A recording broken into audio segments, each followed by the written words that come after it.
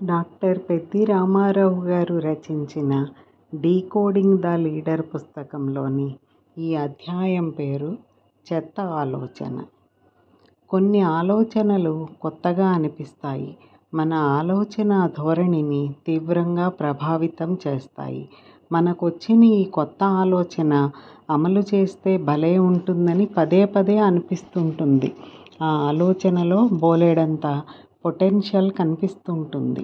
అయినప్పటికీ ఆ ఆలోచనని అమలు చేసే ఓపిక, అలా అమలు చేయడంలో వచ్చే సాధక బాధకాలను భరించే మానసిక శక్తి మనలో చాలామందికి ఉండవు.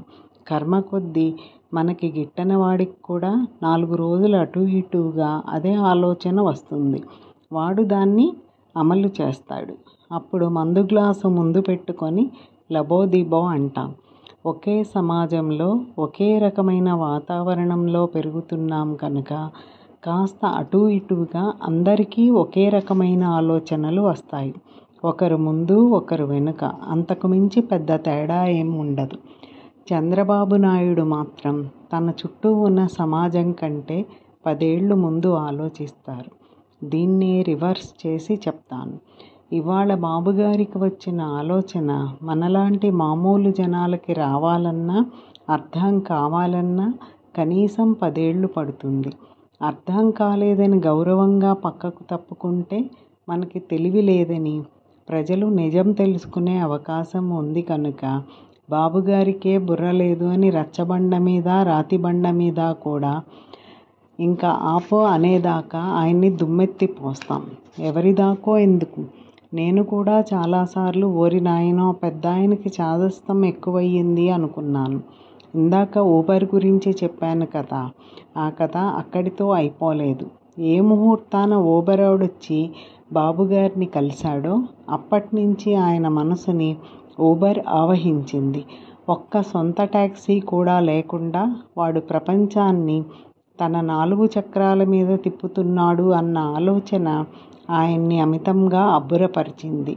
దాంతో ఏ మీటింగులో కూర్చున్నా ఏదో ఒక సందర్భంలో ఊబర్ గురించి చెప్పి అందర్నీ ఆలోచింపచేసే ప్రయత్నం చేసేవాళ్ళు. ఆలోచించడం మనలో చాలామందిమి మానేశాం కాబట్టి అన్యమనస్కంగానే వింటున్నట్లు నటించేవాళ్ళం. ఊబర్ ఊబర్ అని ఊదరగొట్టడం బాబుగారు మానుకోవాలి అని ఒక పేరుగాంచిన అధికారి నాతోనే అన్నాడు. మానుకుంటే ఆయన బాబుగారు ఎలా అవుతారు? మనం పరిపాలనలో కూడా ఊబర్లా ఆలోచించాలి అని మీటింగుల మీద మీటింగులు పెట్టి ఒక కొత్త ఆలోచనతో బయటకొచ్చారు. అది కేవలం కొత్త ఆలోచన మాత్రమే కాదు, చెత్త ఆలోచన కూడా. చెత్త నుంచి సంపద సృష్టించడం కాదేది కవిత కనర్హం అని వెనకటికెప్పుడో శ్రీశ్రీ గారు చెప్పినట్లు మన పల్లెల్లో చెత్త పోగేసి ఆ చెత్తని మెన్యూర్ కింద మార్చి అమ్మటమే ఈ కొత్త ఆలోచన. దీనికే బాబుగారు ఊబరైజేషన్ అని నామకరణం చేశారు. మన గ్రామాల్లో ఇంటి ముందే చెత్త పడేసుకోవడం అనాదిగా వస్తున్న ఆచారం.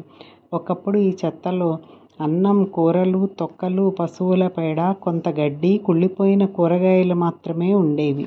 ఈ మధ్యకాలంలో మీరు ఏ ఊరి చెత్త కుప్పని పరిశీలించినా సగం కుప్ప ఖాళీ చేసిన క్వార్టర్ బాటిళ్లు కనిపిస్తాయి.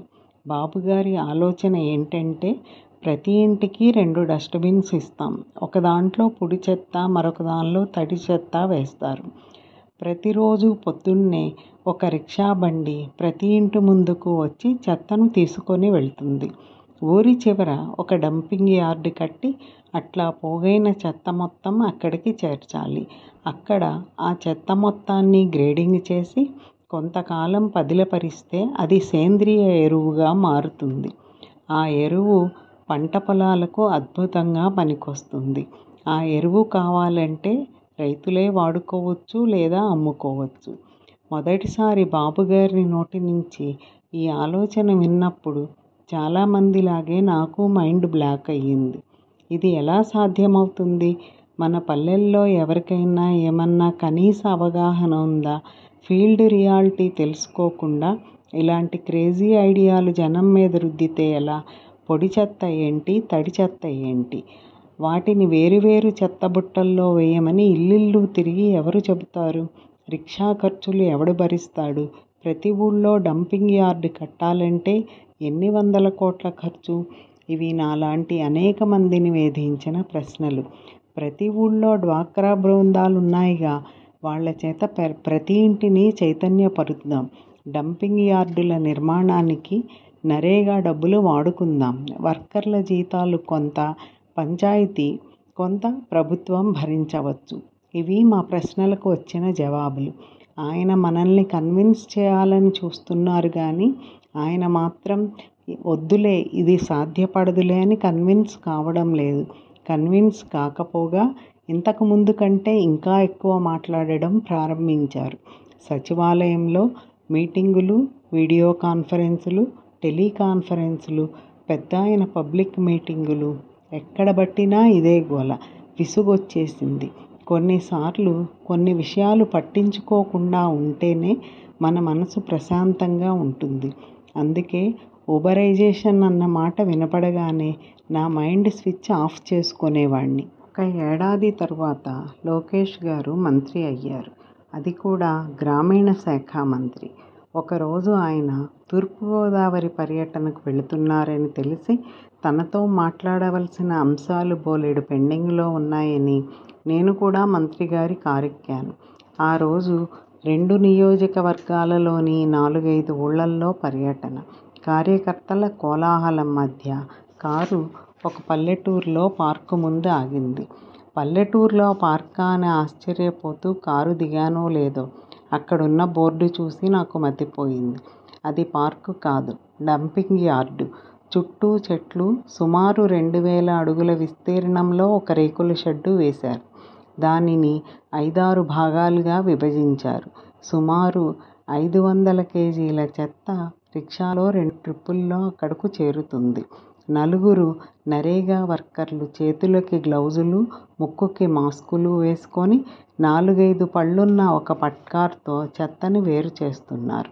ఇంకో 2 మహిళలు ఎరువుకి పనికొచ్చే చెత్తంతా ఒక గాబులాంటి దాంట్లో వేసి మూత పెడుతున్నారు. నెల రోజుల తర్వాత అది ఎరువుగా మారుతుంది. అప్పటికే ఎరువుగా మారిన దాన్ని పక్కనున్న ఇంకో షెడ్డులో పడేస్తున్నారు. అక్కడ గోనె సంచుల్లో దాన్ని ప్యాక్ చేసి సీల్ చేస్తున్నారు. ఏదైతే సాధ్యపడదు అని అనుకున్నానో అది నా కళ్ళ ముందు అంత అద్భుతంగా కనపడేసరికి నేను నమ్మలేకపోయాను. గొప్ప విషయం ఏంటో చెప్పమంటారా? చెత్తలో సగం క్వార్టర్ బాటిళ్లే అని ఇందాక అన్నాను కదా, ఆ బాటిళ్లు ఏం చేస్తున్నారని అడిగాను. అక్కడున్న ఒక అక్క పక్కనే ఉన్న చిన్న మెషిన్ చూపించింది. ఆ బాటిళ్లన్నీ ఆ మిషన్లో వేస్తే అవి బుల్లి బుల్లి ముక్కలయ్యి బయటకొస్తున్నాయి. ఆ ముక్కలు గాజు ఫ్యాక్టరీల వాళ్ళు కళ్ళకద్దుకొని కొనుక్కుపోతున్నారని చెప్పారు. నాకు నోట మాట లేదు. ఇట్లా ప్యాక్ చేసిన ఎరువు అమ్మితే ఎంత వచ్చిందని అడిగాను. వాళ్ళ ఊరి పంచాయతీ ఆదాయం ఏడాదికి 2-3 లక్షలంట. ఆ ఏడు ఎరువు అమ్మడం ద్వారా 6 లక్షలు సంపాదించారంట.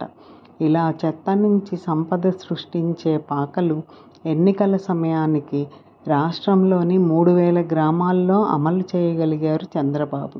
అది అమలు చేయడం కోసం ఆయన పెట్టిన ఎఫర్ట్స్ అన్నీ ఇన్నీ కాదు. అధికారుల నుంచి సర్పంచుల దాకా ఆయన్ని తిట్టుకొని వాళ్ళు లేరు. అయినా ఆయన వెనక్కి తగ్గలేదు. నిజంగానే చెత్త నుంచి సంపద సృష్టించవచ్చని చేసి చూపించారు. అందుకే ఆయన్ని దార్శనికుడు అంటారు.